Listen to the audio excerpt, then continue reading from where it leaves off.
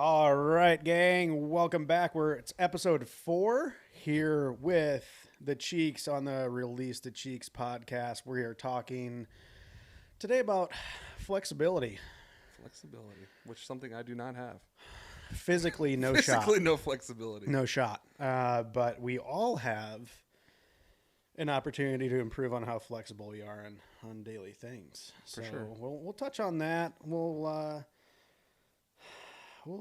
get after it. I'm dragging today. Around 1:00, my 2.5-year-old son graced us with his presence. Wanted to eat fruit snacks, Of course. watch Mickey. Things I was not interested in doing at 1 a.m. No, I don't think any of us as parents are interested in doing that at 1 a.m. or 2 a.m. or 3 a.m. I mean, usually he's pretty solid. Like, you know, he's kind of like a built-in alarm clock. Like right around 5:30, he'll roll in. You know, you're kind of waking up for the day and kind of toss something on. He just kind of chills. But like, I have a love-hate relationship with routines with children. Yeah, so I have a ton of, my kids are very routine and ritual. Like they're very, very ritual and routine based. Yeah. And if we change anything, it's game over. It's like a meltdown. Dumpster fire. I mean, for instance, my son, every single morning, we have to turn on what right now it's the Jungle Book. Oh yeah. And if we don't, it's the same movie. And then we have to get in the golf cart, take my daughter to the bus stop, which, mind you, is literally 30 feet from my house. But we have to get in that golf cart.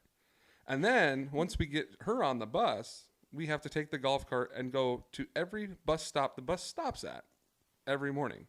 And if we don't, it's like stuck in his mind. Like we didn't do something. Mm-hmm. And then when we get home, he has to go over to the gate that he knows is locked, but he wants me to lift him over to show him the trampoline is still there. These are the things that my 2.5-year-old has ingrained in his head. But and I get it, he does better when he has that routine. Mm-hmm. And we're trying to work on that. And my daughter has the same things that she has to do. But do your kids, like, do you have any routines that, like, your kids are, like, have to do or, like, weird little traditions or something like that? One of my boys, our youngest, Liam, a.k.a. the Stubbs, he's kind of too easy right now. I'm going to regret That's scary. that. I'm going to regret that. That is probably I'm going to clip that. Yeah, right?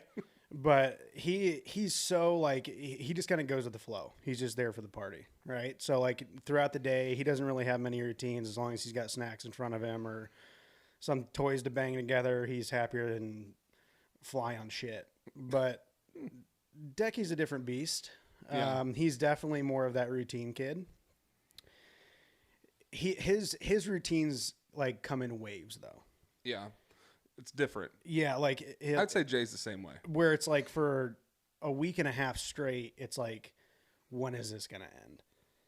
Yeah, we've been stuck on the golf cart thing for probably 2 Yeah. months now. And it's not a bad thing. It could be worse. But when it's like 40 degrees in the morning, yeah, then you're going to hate yourself. Yeah. Yeah. We've already started going around with, like, but I will say there are some fun ones that I really enjoy. Not that I don't enjoy those. I mean, those are, like, they're time spent with your kids. But Yeah. the one that I really enjoy with my daughter and my son is when they get home from school, a lot of times, especially during the holidays now, they love to go around and see all the decorations. Oh, yeah, that's great. And so, like, Jay's fixated with Mickey, and he knows where every Mickey blow-up is in our neighborhood. That's awesome. So we have to go, and if we don't hit one, He'll know. he'll know. And he'll tell me, like, nope, go that way. But it's fun because we go around, we drive around, look at the holiday, like Halloween decorations, or when Christmas comes around. It's kind of like our nightly thing that we get that 30 or 40 minutes together of just, like, quality time. That is. And so I don't think you can replace that. And I think, like, a lot of times I get frustrated. I used to get frustrated like in the mornings when like I had to do like take that extra 5 minutes to go show him the gate and the trampoline. Where now I'm like, you know what it is, what it is. Yeah, I'm like that. Not necessarily in the morning as much, but in the evenings. You know, they get home from school, pick them up from daycare, and there's that like hour or so that's just like what you said, like that quality time. It's awesome, but then you like when bedtime's supposed to be, and as soon as that number hits in your head, it's like, okay, it's time for mommy and daddy to breathe. Yeah. And then so it's like it's at that time, and Stubby, like I said, he's easy. It's like he's like clockwork. By 7 o'clock he's down in a flash. But Decky requires a little bit more grooming. You don't even know what grooming is. I'm telling you right now. Yeah, I've heard the horror stories, and that's where I'm struggling right now. Our boys are the same age; they're in the same class. Yeah, I'm kind of at that point now where I know he needs a nap, but I think the nap is making him want to stay up later. I think I don't know what age. I can't remember with my daughter at what age we stopped doing like naps, because what happens is Jay comes home now, and I think that's why I'm excited for sports, because he needs to go out and run. Oh, just fucking wear him out. And we don't have that right now. There's just not a lot for a 2.5-year-old to do. But his bedtime keeps getting later and later and later. And it goes to these routines. Like when my wife will put him down, easy. But I also think my son has a bed that's like a little house. Yeah. I also think it's because she can get in that bed. 1,000%. I built that bed. I know there's no way. So here's a pro tip. So it took it, and it was like back and forth, and it was kind of the same thing. Like one of us for a while, if we put Decky down, it was like seamless, and then the other one would do it by themselves, and it would be a nightmare. Yeah. And it flip-flopped. So now we double team it. And it's every single night, and it's between 7:30 and 8:30, and it's, we do the countdown for him because he has to have the countdown. Oh yeah. If you throw it on and be like, it's bedtime, watch out. But if you're like, okay, Decky, 5 more minutes, and then you get him to say okay, and then he'll go okay, and then you tell him 2 minutes, and then he's ready, and then it's mommy come, and it's the same thing as you, where mommy can crawl into the bed. But daddy It's can't. a little harder for us plus size male models to fit in there. So mommy crawls in, gets him tucked in, hangs out, and I read him not one, but it has to be 2 books. Well, the funny thing is, if I got into bed, it's like I've seen these videos of like these dudes like are in the crib with their kids. It's cute looking. Yeah. The problem is I would make such a ruckus getting out of the damn thing. It would break. It wouldn't do well. I spent so much time putting that bed together, my wife and I. Like my biggest fear, even if I like sit on the edge of it, I'm so afraid of just like crushing it. Yeah, the wood planks are not to the highest quality. No, but that's okay. But no, they love it. Yeah. But it's interesting though. So like when I would put him down, he goes through this whole thing where he's got to, mommy will read a story, she leaves, and then he'll be like, oh, I got to go turn this light on, or I got to go do this. And then he keeps getting in and out of his little bed. And then he'll be like, more Baba. And I'm like, I know once this routine starts, I've got about 45 minutes of me just sitting there letting him go through his little routines. And I'm just like, I used to like get so frustrated and be like, really? Now I'm just like, all right, I'll go get a Baba. I'll go get what you want. But it kind of makes me step back and kind of think, like, it's kind of fun to watch these different things. And I think a lot of times we take them take advantage of them. Like we take them for granted. For sure. And like, those are the small moments that we'll probably remember down the road. Like when you're having dinner with your wife and you're like, dude, remember when Jay or Paige or Decky used to keep us up until 9:30 at night, and now it's so easy. Well, and it's funny you say that too, because like it's easy to get caught up and frustrated and try to kind of like accelerate it a little bit. But when you stop and think about,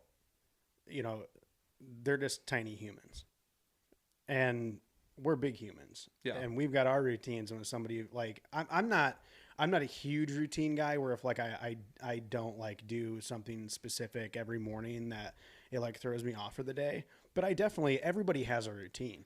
And if, if like I have, like I know what my routine is, you know, I drop the boys off at daycare, so I know like the timing and everything.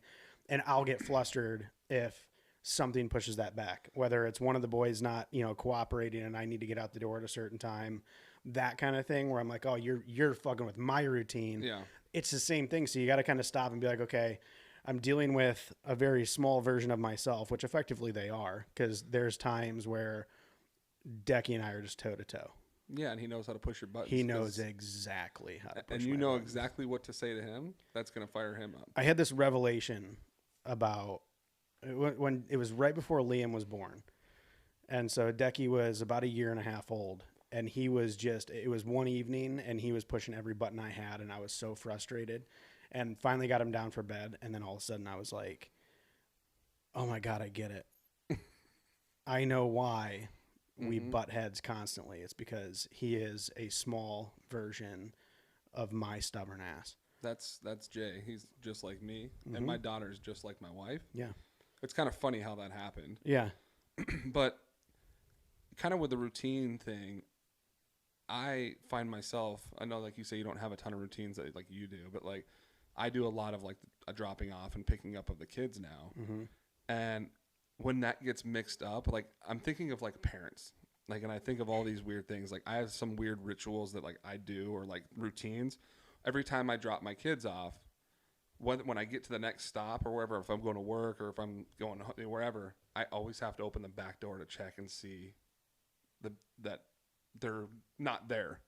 It's just a weird like thing that like I was so nervous about like leaving Jay in the car, you know, because sometimes your routine can get thrown off and maybe your wife takes him that day, and like so like things get changed, and like so I have like these weird quirky things like I have to do that, or like with the garage, like sometimes I'm like, oh no, I need to go back because I need to check and see if the garage. Yeah. Thank God nowadays there's apps that you can look to see if you closed it. But I like, know. they're kind of weird, and like you kind of get like it's a weird feeling, but it's something for me that I have to do. Otherwise, my mind can't stop.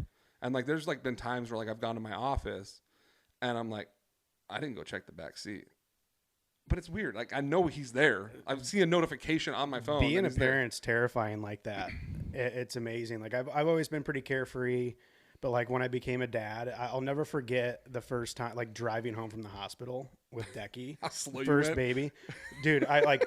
I'm a 75 to 80 at least on the highway, and I was doing like under the speed limit, like both hands on the wheel, but it's crazy how that changes you, and these routines and having to like check on things like you were saying. But like some of the routines are hilarious. Like the one, sometimes you don't even realize they're routines until like a week later. Yeah. And you find yourself doing it over and over. So I talked about Liam, how he's like my easy one, right? But he has this thing now. He's best buddies with the dogs. And before, I mean, that kid will eat anything you put in front of him. But like we didn't really catch on to it for a few days. He was feeding the dog. Like everything you'd put on his plate, he'd be leaning over and looking at Tank or Duke and like hand feeding them. That scares me a little bit. All of his food. Because sometimes like one of my dogs is really food, all about food, and Jay does that same kind of thing, and I worry that like just like nip just a little bit too hard or like. Yeah, and I don't think they would, but you never know. You never really know. It's food. Well, I came to the realization what was happening, not by necessarily watching Liam do what he was doing, but the other night I was letting Duke out the back door to go to the bathroom, and I was like, man, he's looking thick. He's getting fed. I mean, really good food now. Like he like up until that point he had like the classic like wiener dog shape, like looking from the top, and now it's just like a stuffed sausage, and it took just a few days, and then I was like, all right, I got to check Tank out, our bulldog. Yeah, he already looks like a butt plug anyways. He does look like that. He does look like a big butt plug, especially from the top. He's got that big old barrel chest, and then it tapers down. There's not as much taper there anymore. He's packed on a few pounds. He has. I know all about that. Hey, you know, it can happen really quick. The dad bod is real. This is expensive. This is more expensive than a lot of people. I mean, you think of all the steak and all the meat. And all the DoorDash. Dude, DoorDash. I'm so glad that COVID is over. Oh my gosh. I don't think I ordered anything but DoorDash, and I probably packed on like 30, 40 pounds. Yeah. And it happens so fast. It does. All of a sudden you're like, oh my God, I don't fit into anything. Yeah, and then you're like, end up buying new stuff, Yeah. and then you're like, oh, I'm not going to throw that away because I think I'm going to fit in that again. Yeah, absolutely. And it's 4 years later, and Yeah. you're like, man, that's really... Oh, my closet's getting really overloaded here. Yeah. Like, I cleaned it out, and I'm like, man, I like thought in my head. And then by the time maybe you do fit in, it's like outdated. It's never going to work. Right. My wife has the same problem. Like, she has clothes that, like, when we first met, that she swears that my daughter will wear. And I'm like, babe, imagine going into your mom's closet right now and being like, you know what? That shit's awesome. I'm wearing that right now. I don't think that's going to happen. Yeah, I think, you see it, like trends. Yeah. Trends take about 25, 30 years to come back around. Oh, I can't wait. There's some good trends coming our way. Dude, the mullets. Dude, that's now the new. I mean, before you used to make fun of him. I know. Everybody would be like, oh, he's got a mullet, whatever. Nice Kentucky waterfall. Well, now yeah. you got, I mean, the last name is Mullet, but like the hockey arena is named Mullet Arena for ASU. Naturally. That's pretty cool. It fits hockey. Yeah. That's kind of where the mullet, that and country. Uh-huh. But yeah, I mean, you look at all these, I mean, the girls just love it. It's wild. I don't get it. Yeah. Maybe I'm jealous because I don't have a mullet. I mean, it's a flow. Cam Smith. Oh, dude. He's like my total now live. So I'll call him my live crush. But that crusty mustache, That dirty. that just epic stringy flow of hair out of the back of his hat. I don't even know what I do. I feel like I'm already hot. I can't imagine. I get when my hair is just even a little long. Yeah, we're both pretty sweaty. So maybe do we try to grow a mullet? I don't know if we can. That might take a long time. You know, my dad, and I've got pictures, I should post them, had one of the best looking mullets. Like in today's standards, he would be that dude. He needs to bring it back. Bring it back. I'd like to see it. It's awesome. Bring it back. And he coupled it, this mustache comes, honestly, I have great mustache genes, not necessarily the beard thing. It's pretty shitty, but the mustache, Rev's mustache coupled with that mullet, it would make Cam Smith look like a poser. Hey, I'm not opposed to him trying it out. I said it. Yeah, tell him to bring it out. I'll get him to bring it back. We'll have to get him on. We'll bring him on. Yeah. We'll have to go through the progress stages of the mullet and the stash. I think so. All right, Rev, we're coming your way. We're coming in hot. Yep. But yeah, I mean, it's crazy, like the trends that come around, and it's the same thing with like golf apparel. Back like in the 70s, early 80s, you saw some more flashy stuff. Then things got kind of boring, like khaki pants, and now it's like prints are everything. Now I look at like I think you can do that with anything, but now I look and I'm like, dude, when I worked in the golf industry, we wore khaki shorts and like a plain colored t-shirt. Yeah. And I'm like, man, that's so boring. It kind of bores me to like look at it. I'm like, now, I mean, hello, look at that fantastic marble countertop that you're wearing. Well, I'm cut out of marble. So I mean, naturally, this dad bod's cut out of marble. It's not just for countertops anymore. It's for the golf course. It's for the golf course. So, yeah, Sunday Swagger did it right. Oh, hey, shout out to the guys over at Sunday Swagger.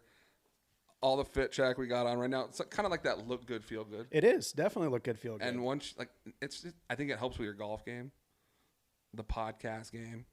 I mean, look at the studio we're rolling in now. This thing's badass. I had a chubbly wubbly when I was getting this all, put up on the wall this morning.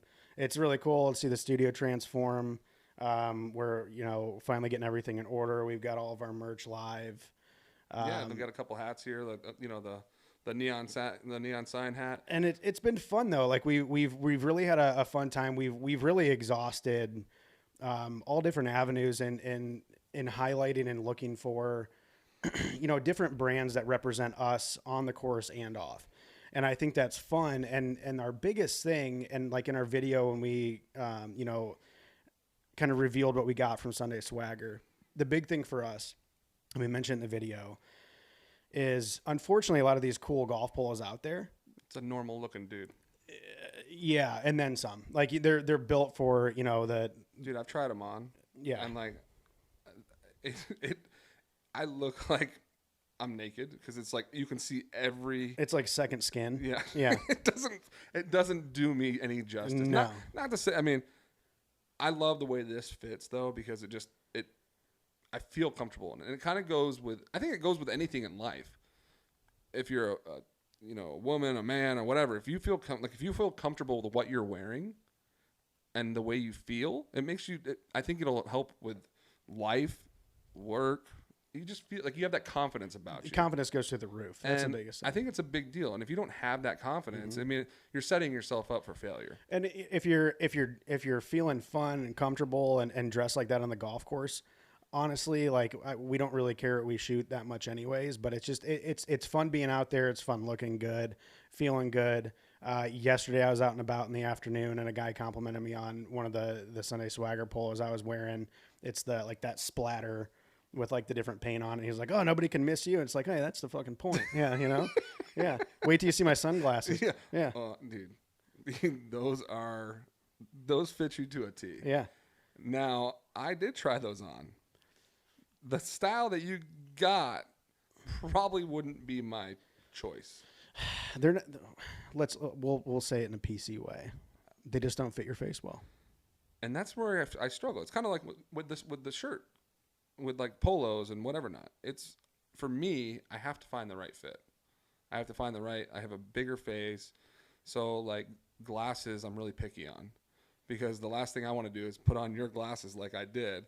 And it looked like a V on my forehead because the damn sides were sticking out. Like, I mean, I looked like a peanut with, I don't even know. Like it didn't look right. Yeah, well, that's why you've got your style with the sunglasses. But that's what's funny.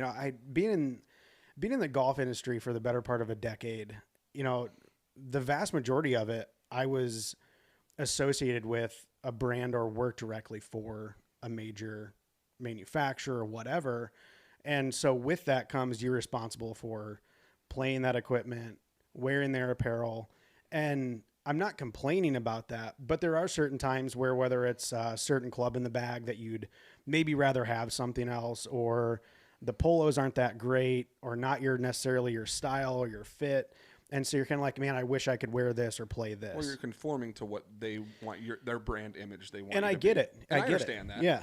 Now, I think the fun part for us now is that we can finally get stuff that, especially for you, you've been in the industry for so long, but you can now try things you maybe never even thought of before because you were restricted. Or I've tried and I really wanted to play it. Yeah, but you can't.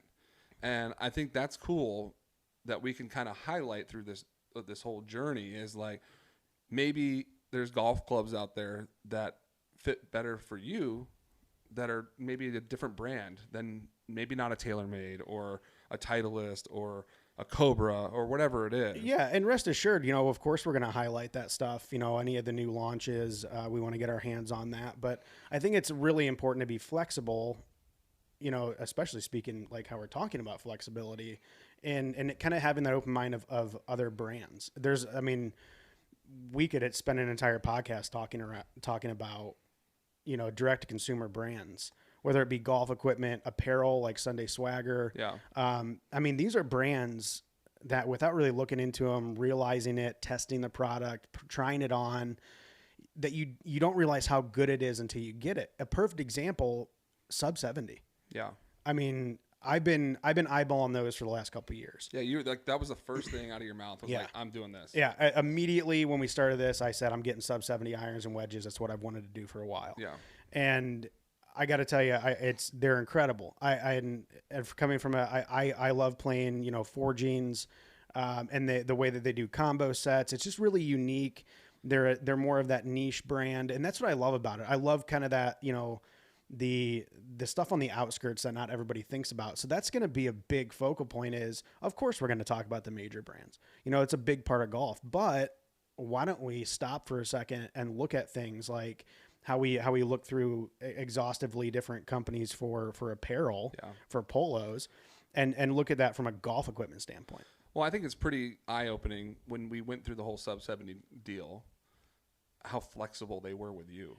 You had certain things that, like, as you've been in the industry for so long, what kind of loft and angles you need, and you literally, the dude called you and you That were was like, so wild. he's Yeah. like, I'm looking at pulling it up or 1 degree or 2 degrees or whatever it was, and he was like, oh yeah, no big deal, we'll do it for you. Yeah. The story with that, I like having a really high lofted wedge. Yeah. You know that I'm obsessed with it. So I like playing like a 62 degree and they had a 60 degree in that full face and I wanted it at 62. So I ordered a 1/4 inch shorter. The rest of my stuff was standard length and I was just going to get that club and I was going to have it bent. Yeah. But I got a phone call and it was one of their head guys from the build shop calling me directly, asking me, number one, we noticed the rest of your stuff was standard length. And this was different. And this was a little bit under length. Is that right? And I've never worked for, and I'm not dogging other companies. That's the plus side of working with and playing a smaller company is you're always going to get better customer service with a smaller company because they have more abilities to do that. Yeah. And they have the thing that I wonder though, and I think this is something in generalized in life and anything is, especially with golf, a lot of guys go out and they want to have like that stealth driver in their bag or the Scotty Cameron putter. And it's kind of like with our conversation last week about playing the proper tees. Sometimes you're kind of, I don't know if you're embarrassed maybe to have a brand that nobody knows of. Maybe a lot of people don't know sub 70 that are, aren't avid golfers. Right. And so like, oh yeah, is that like a knockoff brand or whatever it is? In all reality though, it's actually a brand that is very similar to a lot of these other companies.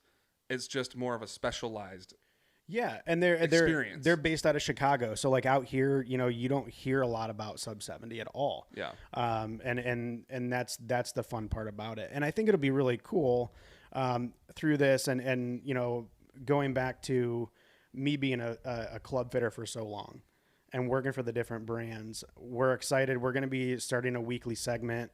We're going to be filming it in our Cheek Simulator with GC3. And we're going to be talking about fitting and things to look for. And some of this stuff, and a lot of it is about you may just need a simple tweak to what you have in your bag. Well, I think that's the cool thing that I think we're going to try to do. I think it'll be fun to do fittings and with like some of the standard and like, the name brand stuff or whatever it is.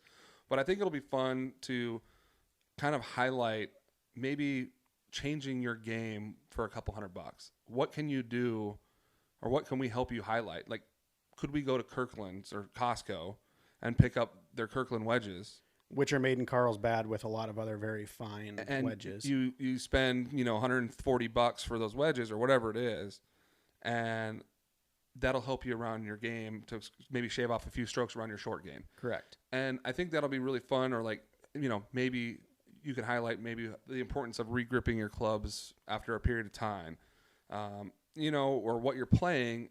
Maybe there's just a few small tweaks that you maybe can do. And I think that'll be fun for, especially you. I mean, you can help me as just a normal golfer, kind of like, hey, this is kind of what we can look at and what we can change. And I think that'll be really helpful. Yeah. I mean, my favorite thing as a fitter, like fitting's always been fascinating to me, how you can manipulate a golf club to really anybody's swing to help them with a miss or improve their game.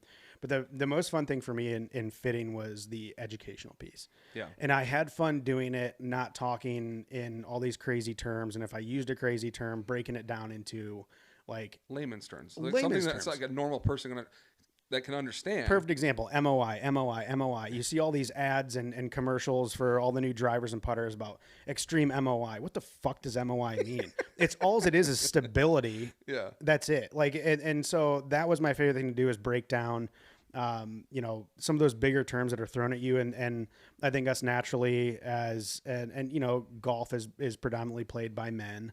And I like seeing that curve change. But anyway, I think that we naturally just act like we know what somebody's talking about. Yeah, I think because you don't want to feel stupid or you don't want to feel like you don't understand. So and you just pretend like, and then in your head you're going, what the fuck is he talking about? What is MOI? Yeah. I have no, and then you're on your phone Googling it. Yeah. Oh yeah, definitely that MOI is really, yeah. So I'm excited to do those segments and kind of, break down some of those things in more basic terms and then show, you don't necessarily need to go and get fit for a several $1,000 set of golf clubs. Maybe it's just trimming the length on your clubs or having your lie angle changed or whatever it might be. Simple. That, like you said, even for a couple $100 can completely overhaul your game. And I think that's important because not everybody has the ability to go out and spend $3,000 or $4,000 on a full complete set. And that's just for the set. I mean, and you got to realize, that's just the set. If you're going and getting fit by a professional fitter, that's the fitting part of it and the fitting cost of it. It's like paying labor when you go to a mechanic. Yeah. Like it's golf is an expensive game, and there are many ways to even get new stuff. Perfect example. When I got my driver and fairway wood, I like fancy things. Of course. I really like shafts. I know you're all about the shafts. All about the shafts. I know you came back and you were like, look what I got. And I'm like, that's just a head. Yeah. So but then you were like, oh no. Yeah. Just wait. And So, I'm like, oh, but I'm like the average guy. I have no clue what the shaft you told me. I'm like, yeah. Oh, cool. That sounds really cool. That sounds cool. Yeah. But so usually when you go and if you buy it through like a regular retailer, you're going to pay that $4.99 or even $5.99 for a new driver. Plus you're going to pay for the upcharge of a nicer, high-end shaft. Yeah. That driver could end up costing you close to $900, $1,000 by the time you're all done with it. Isn't that crazy? And that's insane. I even feel like just in the last 10 years, prices have gone up. I mean, everything has gone up in life, but you're not wrong. I mean, the new Stealth, Black came out? Mm-hmm. What's their proud price? Well, they included a nicer shaft. They include a tour AD shaft in there, so there's some value in it, kind of, but it's still like $800, $900. And so I got a brand new current driver head, which will highlight, and I got an Oban Tour Reserve shaft for the same cost as it would have been to buy that driver stock with an included shaft. Now, what does that Oban shaft normally cost? Normally, those Obans, those Tour Reserves, run between $300 and $400 when you buy a raw shaft. So, what is that like? That shaft? What would that do for a normal player? So, higher end shafts like that, Oban, Tour AD, Ventus is the really popular one. I played that, awesome. But those are all like hand wound. They're not mass produced. So the tolerances on them are super, super, super tight. It's kind of like the Dynamic Gold. So like everybody on tour and their irons pretty much is playing the Dynamic Gold X100 Tour issue. Yeah. And then there's just the standard old Dynamic Gold X100 that's been around for 30, 40 years. That tour issue is not mass produced. It's made in smaller batches. And if each one of those doesn't conform to the tighter tolerances, they're tossed out. I think it'd be fun to highlight, if we can, in the Cheek Simulator, what the differences are, whether it be the shaft, lining up two shafts compared to each other and see what numbers come out, and is it worth that extra money for a normal player, or kind of even like vice versa, talking about, we've talked about different golf balls, that kind of stuff. Like, is it worth spending $50 on a dozen of Pro Vs? Well, and we were talking about that earlier. The first thing you think of when somebody says golf ball, Pro V1X. Pro V1X. And awesome ball. I played that ball forever. I played that TP5X by TaylorMade. Love those golf balls. But the reality is, just like we were talking about with the clothing, the golf equipment, there are brands out there that you can get the same performance out of for about half the price. Yeah, and then I don't think you're worrying about, I just lost a $4 ball, and you're going to enjoy golf a little bit more and not stress about it. I mean, and I think that'll be fun to highlight and show people, like, is it worth that extra $25 for 2 yards on your drive? Yeah. Maybe it's more. We don't know. I haven't done the statistical data on it.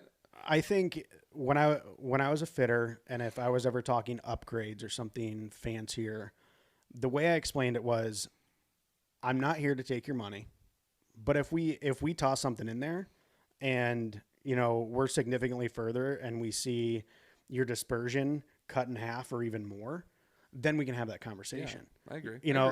But you get people from all walks of life. And I'm honestly probably one of those guys where I don't need an Oban. But you put it I don't in there. need a Tour AD in my fairway wood, but I do like the feel of them and they look cool. Well, and look good, feel good. I mean, I've fit people who don't even care how well they hit it. They just want the nicest, flashiest thing.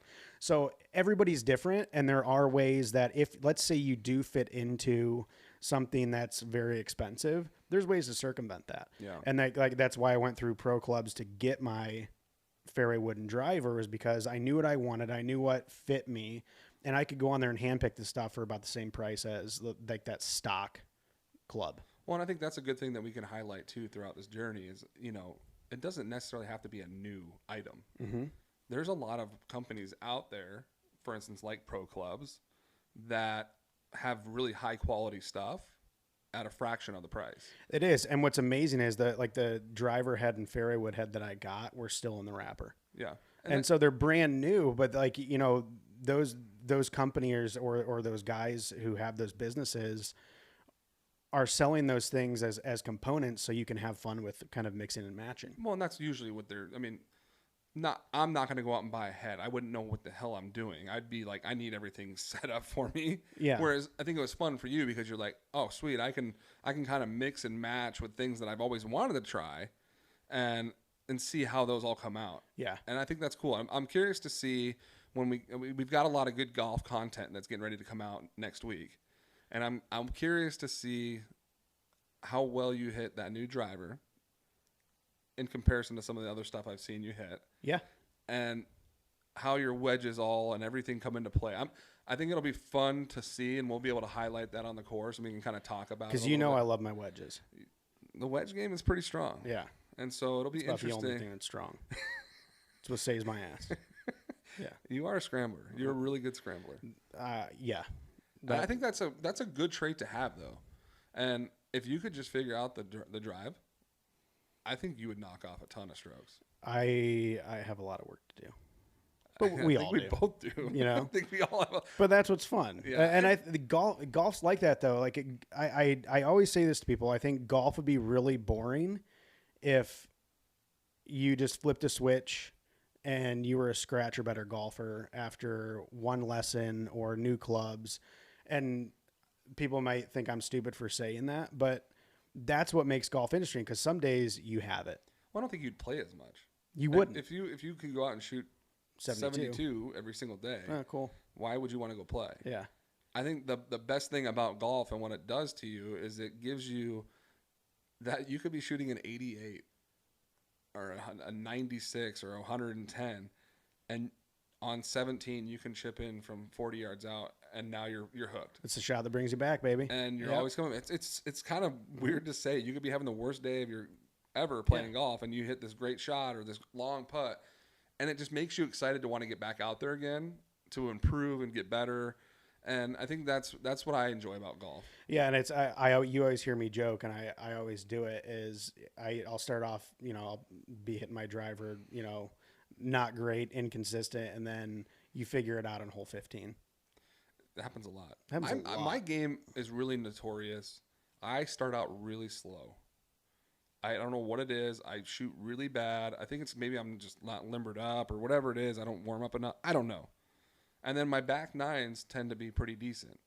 Maybe it's because I just stopped caring. I don't know. It's the fuck it swing. I'm telling you. And that's probably what it was. I'm so frustrated that the front nine, I'm like, fuck it. I'm just going to go up there and grip it and rip it. And then all of a sudden now I'm shooting a 40 on the back nine instead of a 47. Yeah. And I'm like, oh, yay, I have that ability. The harder you try, the worse you play, I swear to God. That's my mind. I think the mental side of it is just so crazy, but I kind of love it. Yeah. Because it makes me, I don't know, it drives me nuts, but it also makes me think. And then I start thinking about how mentally strong these pro athletes are, that they can go through this on a daily basis and can compete at that level without changing anything. I don't know, it's weird. I mean, they do change stuff, but like if a professional golfer double bogeys or worse on a hole, and then they most of the time just kind of forget about it. Yeah. If I do that, I'm going to think about that. Well, in their mind, they're just trying to limit the pain. Yeah. So now they got a double, but they're probably going to go back and fire 3 birdies in a row. Yeah. Whereas we're probably going to go and do a triple. We're going to force it. Yeah. We're going to force it. It's going to get worse. Yeah. But that's the difference. That's why they're a professional athlete, and that's why we're just a weekend warrior. Yeah. And I think throughout this journey, I think it'll be fun to show people like golf can just be fun playing bogey golf. I mean, make bogey golf great again. Hey, better than 74% of all golfers. Hey, that's all I'm saying. But I think it'll be fun. We got some cool stuff rolling out. Yeah, it'll be good. We've got some really good partnerships brewing. We're getting all that lined up. We're going to be dropping a video later this week of all of our merch being produced. Yep, that's which is going to be really exciting. Probably drop that here later in the week. Yeah. So we'll be doing that, and then next week we're going to start into our segments, our weekly segments, fitting with the Cheeks, and then you're going to see Cheeks on the course. Oh, I can't wait. For Overseed is coming to an end, and the Cheeks are live, and we're ready to rock and roll. We're ready to release these Cheeks all over Arizona. Let's do it, and maybe even other states. We'll see what happens. Maybe we're thinking about some adventures. Yes, we like adventures. And we'll see where they lead us. Absolutely. Well, everybody, continue to stay classy. Keep releasing those Cheeks. Give us a shout on social media. We love to see it. We've loved to see some of the merchandise already be posted. We hope you guys enjoy it as much as we've enjoyed producing it and making it. Yeah, for sure. And I think a lot of people too. All of our videos are all on YouTube. So if you want to see the actual studio or whatnot, instead of being on the Spotify platform, YouTube has all the video feeds, all that fun. It'll have a lot of our short clips, all of our course content, all of our Cheek Simulator stuff. You can kind of see just some different things we're highlighting, some of the different companies we're partnering with, and all that. So I think YouTube, if everybody wants to see it, that's a good avenue for you guys to take a look. Yeah, absolutely. YouTube's definitely the way to go, so you can actually see us in action. That's where you'll see the majority of that content. Of course, we're going to tease it all over, Instagram, Facebook, the other social media websites and apps. But YouTube, we're going to be heavy on there. So follow us, have fun with us, interact with us, give us your ideas, your thoughts. We always love hearing it. Until next time. Keep releasing those Cheeks. Keep releasing those Cheeks, and we'll see you again soon.